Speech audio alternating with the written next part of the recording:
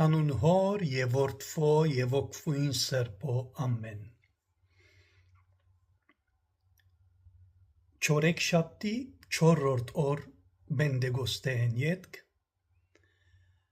գշարունակենք մխիթարյանագիտական դասախոսությունները նվիրված ընթերցումներու բաժնին հայերեն լեզվով թիվ 45-րդ դասախոսությունը։ Որպես առարգա ունենալով անգլիացի գրագետ Գրահեմ Գրինի Հովհաննես 20-9-րդի վերջին ծնունդը վերնագիրը գրող գործին ներկայացումը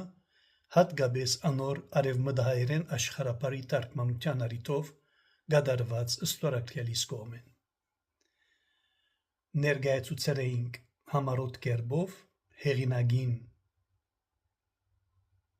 Ջագադը քիրքին, ապա անցած համառոտ ցոնը քննելու և երկար հարաճապանը ավելի լավ հասկանալու համար և միջավայրը ստեղծելու թե այն առիթին կամ պատճառներուն, որ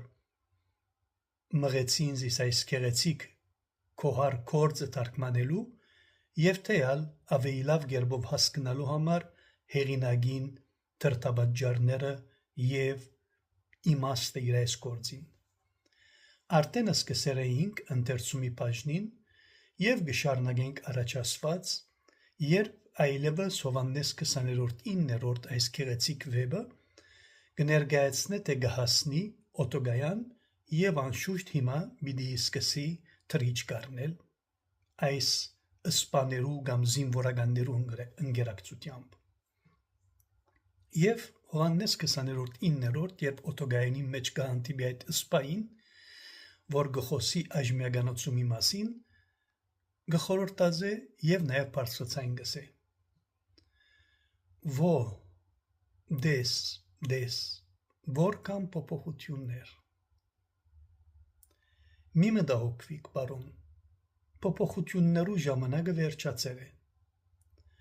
Աշխարհս գտած է կայունությունն ու խաղաղությունը, այլևս կարիք չկա փոփոխություններու։ Ուր կտանիք զիս։ Պարզապես ուրիշ գավառ, հազիվ 4 կամ ժամ թռիչքի,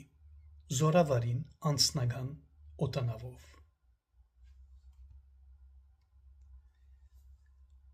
Ահավասիկ նախքան օդանավ մտնելը Հովհաննես 20-9-րդ կսե ինքը որ վարձ չէր այս